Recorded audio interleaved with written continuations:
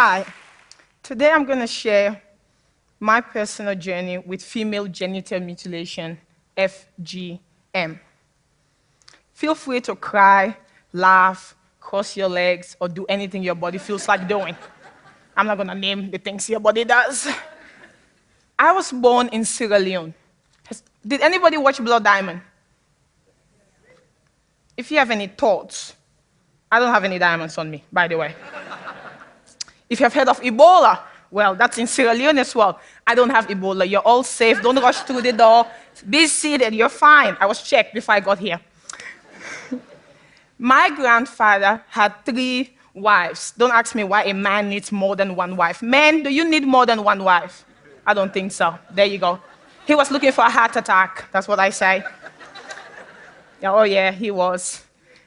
When I was 3, war broke out in Sierra Leone in 1991. I remember literally going to bed one night. Everything was good. The next day I woke up. Bombs were dropping everywhere. And people were trying to kill me and my family.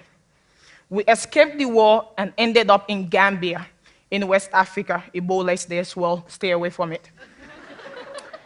While we were there as refugees, we didn't know what was going to become of us. My mom applied for refugee status. She's a wonderful, smart woman, that one. And we were lucky. Australia said, we'll take you in. Good job, Aussies. Before we were meant to travel, my mom came home one day and said, we're going on a little holiday, a little trip. She put us in a car, and we drove for hours and ended up in a bush in a remote area in Gambia. In this bush, we found 2 huts. An old lady came towards us. She was ethnic-looking, very old. She had a chat with my mom and went back. Then she came back and walked away from us into a second hut. I'm standing there thinking, this is very confusing. I don't know what's going on. The next thing I knew, my mom took me into this hut. She took my clothes off, and then she pinned me down on the floor. I struggled and tried to get her off me, but I couldn't. Then the old lady came towards me with a rusty-looking knife, one of those short knives, orange-looking, has never seen water or sunlight before. I thought she was going to slaughter me, but she didn't. She slowly slid down my body and ended up where my vagina is. She took hold of what I now know to be my clitoris. She took that rusty knife and started cutting away, inch by inch. I screamed, I cried, and asked my mom to get off me so this pain would stop. But all she did was say, be quiet. This old lady sawed away at my flesh for what felt like forever. And then when she was done, she threw that piece of flesh across the floor as if it was the most disgusting thing she's ever touched. They both got off me and left me there bleeding, crying, and confused as to what just happened. We never talked about this again. Very soon we found that we were coming to Australia. And this is when you had the Sydney Olympics at the time, and people said we were going to the end of the world. There was nowhere else to go after Australia. Yeah, that comforted us a bit.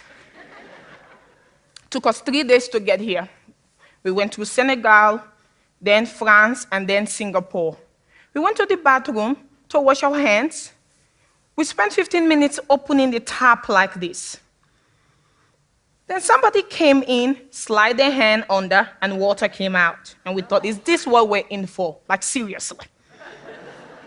We got to Adelaide, small place. Well, literally, they dumped us in Adelaide, that's what I would say. They dumped us there.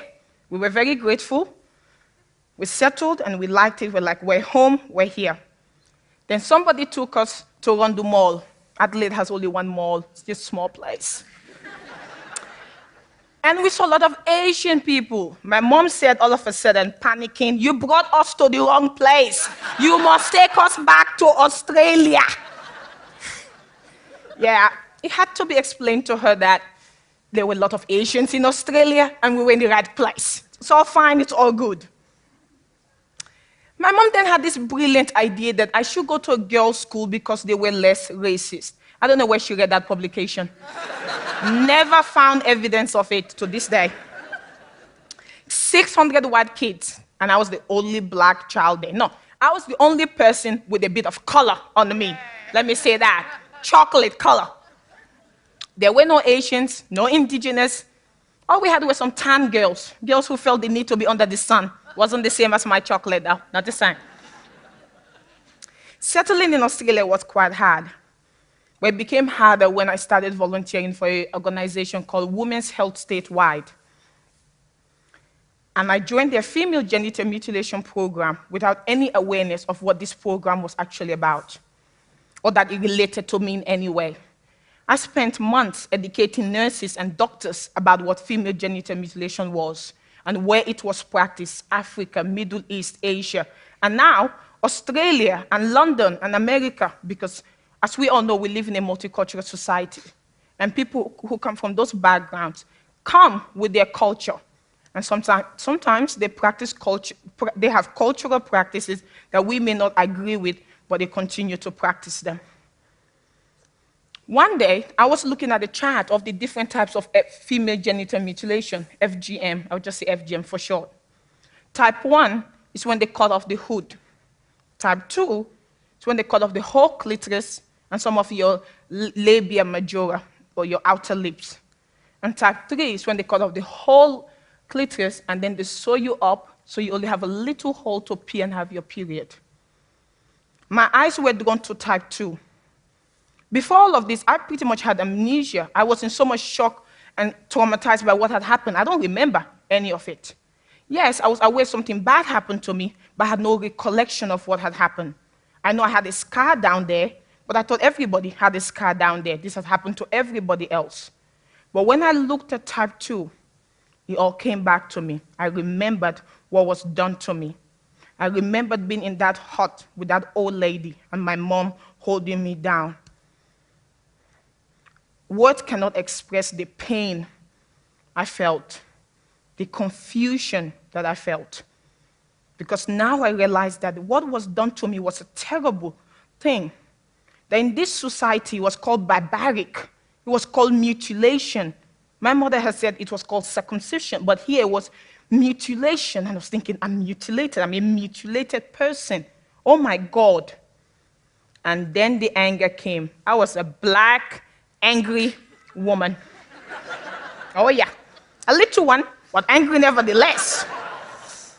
I went home and said to my mom, you did something. This is not the African thing to do, pointing at your mother, but hey, I was ready for any consequences.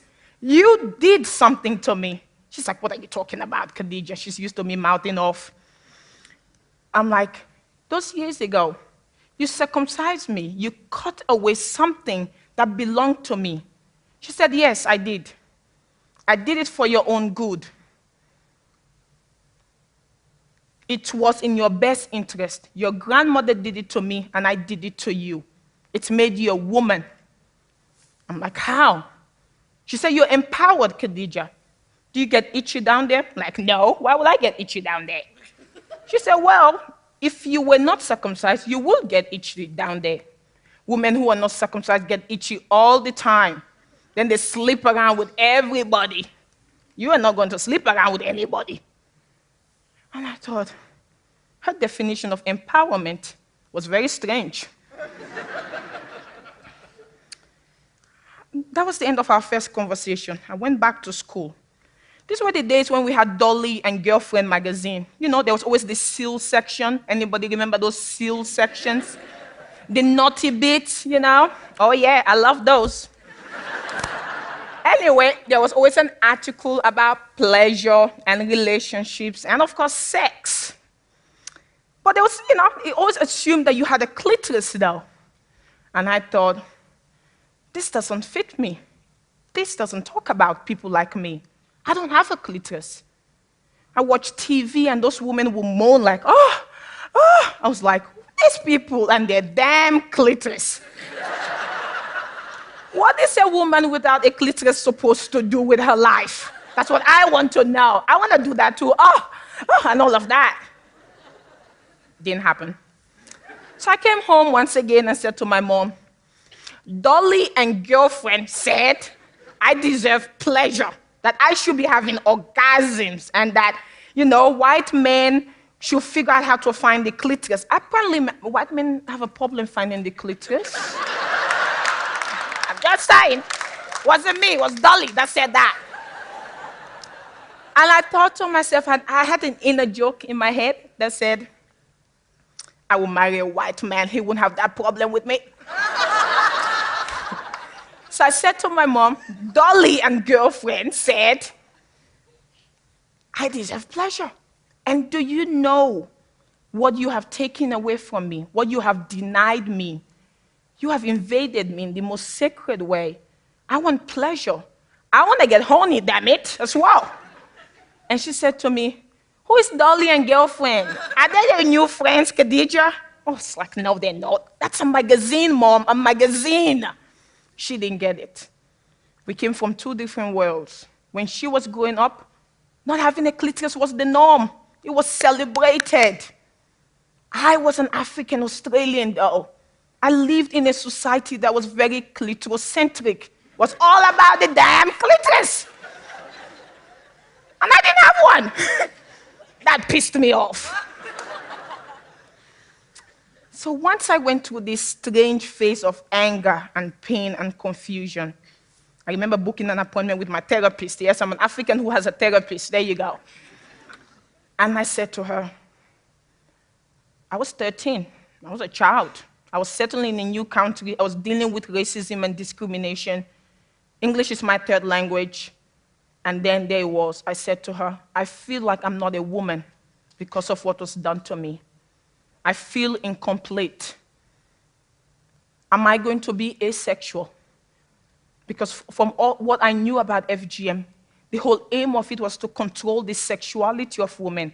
It's so that you don't have any sexual desire. And I said, am I asexual now?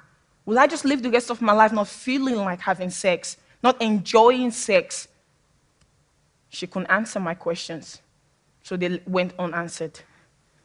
When I started having my period around the age of 14, I realized I didn't have normal periods because of FGM. My periods were heavy, they were long, and they were very painful. Then they told me I had fibroids. They're like these little balls sitting there. One was covering one of my ovaries. And there came then the big news. We don't think you can have children, Khadija.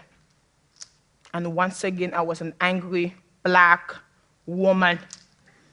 I went home and I said to my mom, your act, your action, no matter what your defense may be, because she thought she did it out of love, what you did out of love is harming me and it's hurting me. What do you have to say for that?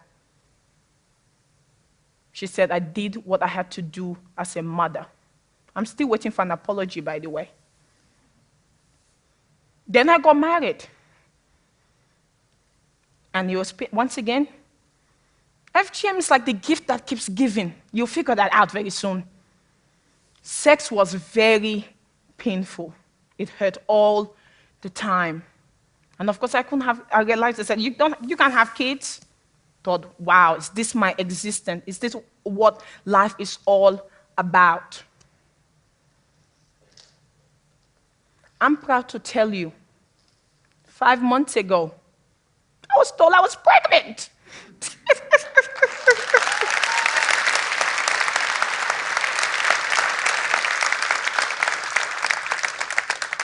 I am the lucky girl.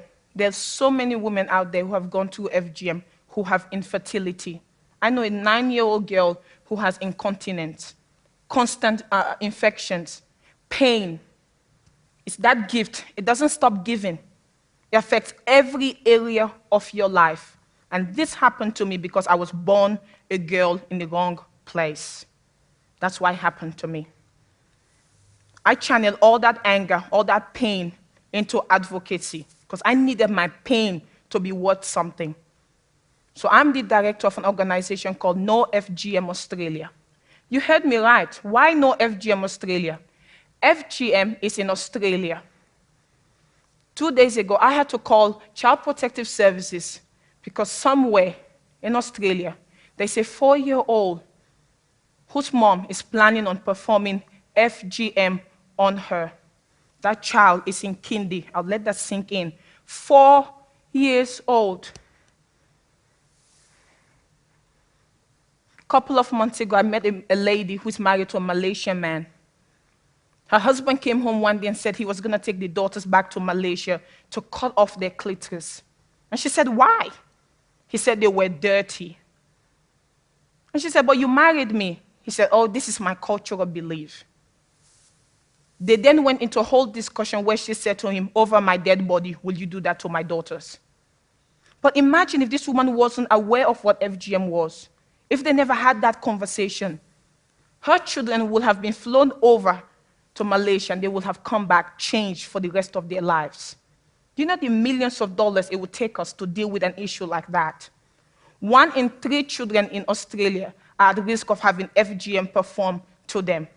This is an Australian problem, people. It's not an African problem. It's not a Middle Eastern problem. It's not white. It's not black. It has no color. It's everybody's problem. FGM is child abuse. It's violence against women. It's saying that women don't have a right to sexual pleasure. It says we don't have a right to our bodies. Well, I say no to that. And you know what? Bullshit. That's what I have to say to that.